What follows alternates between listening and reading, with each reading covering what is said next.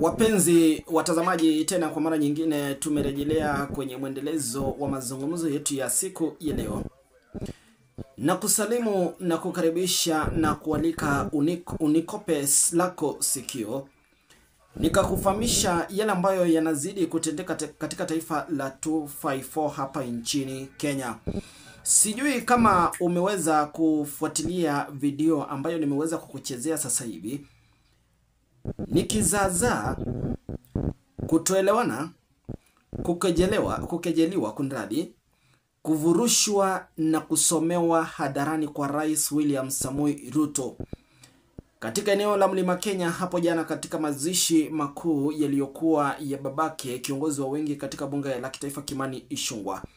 Remember, this is a place whereby it is a central region, eneo la Mlima Kenya, ambapo mtazamaji wangu, wafuasi wengi kutoka eneo hilo wanamuunga Rigathi Gachagua mkono.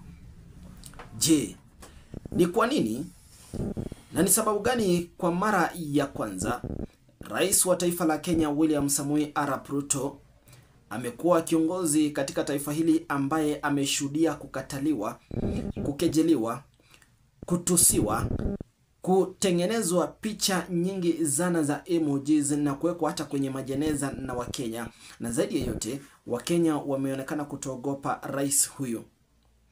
Je, ni kipi kinaendelea? Rais William Samoei Ruto ameonekana kiongozi ambaye ni mkora siku zote. Baada ya kampeni alizofanya mwaka wa 2027 mtazamaji wangu, ama mwaka wa 2022, aliweza kuahidi Wakenya mambo mengi sana ambayo hadi sasa hivi hayajaweza kutekelezwa. One of these agendas katika kampeni ya mwaka wa 2022, aliahidi Wakenya ya kwamba, ama aliweza kutumia slogan ya bottom up, slogan ya Hustler Nation, ya kwamba angeinua mama mboga, waendeshaji pikipiki, wale ambao wanafanya biashara rejareja, na zaidi ya yote angeinua uchumi wa taifa la Kenya. Na makosa makubwa, alitangazia Wakenya kwamba maisha ama gharama ya maisha ingerudi chini baada ya siku 100 baada ya kuapishwa. Yani after the inauguration angebadilisha maisha ya Wakenya wote.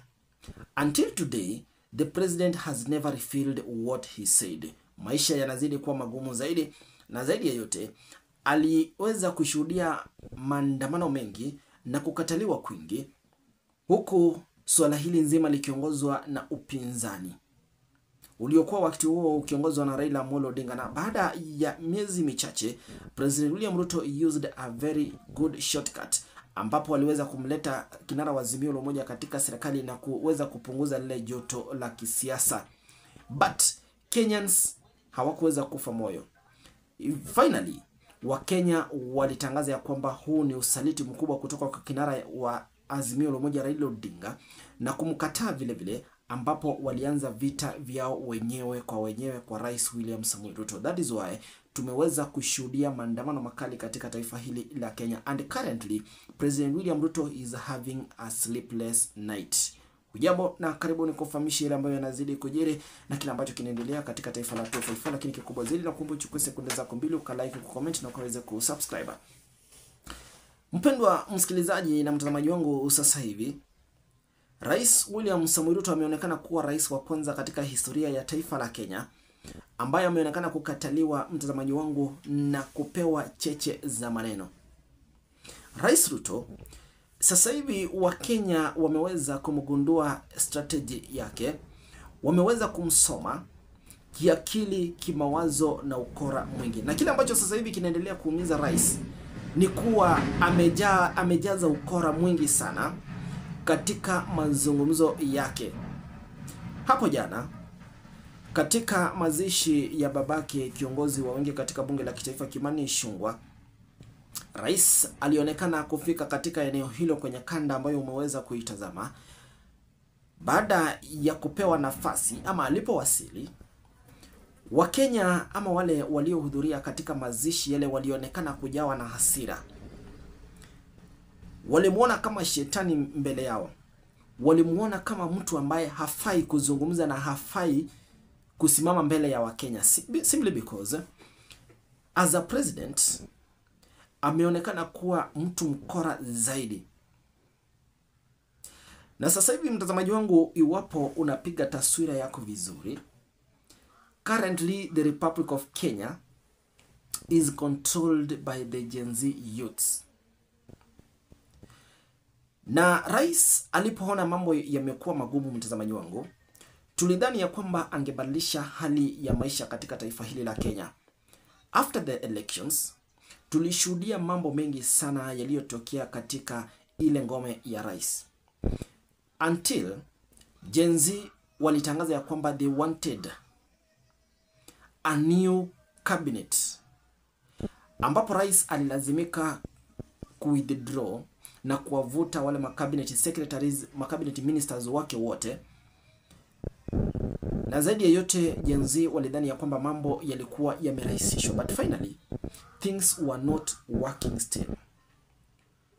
Na baadaye rais alionekana kumlaumu sana naibu wake Rigathi Gachagua wakati huo, ya kwamba yeye ndiye anafanya maisha yanaendelea kuwa magumu, hamsaidii katika kutekeleza agenda za serikali na zile agenda alizowaahidi wa Kenya. We saw the impeachment of Rigathi Gachagua na kumbisha Kithure Kindiki ambaye sasa hivi ni naibu rais.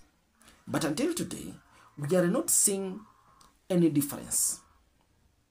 Bado maandamano yalionekana kushuhudiwa katika taifa hili la Kenya, and that is why leo hii rais hata akienda kanisani, akienda katika mikutano yoyote, Wakenya wameonekana kumkashifu na kutompenda.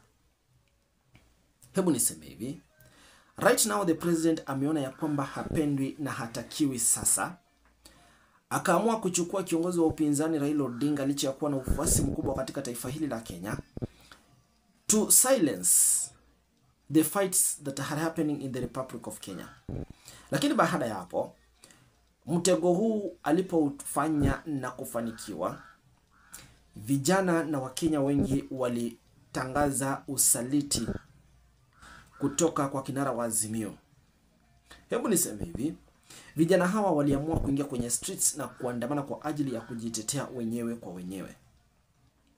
Later in the day, President William Ruto ensured, ama alijaribu kufanya conferences, kuhold meeting in X, lakini jambo ambalo aliwaahidi wa Kenya hadi leo hii alijaweza kutimizwa. Maisha na gharama ya maisha imeonekana kuwa ngumu zaidi, and that is the only key issue that is making Kenyans to feel that the president is not working.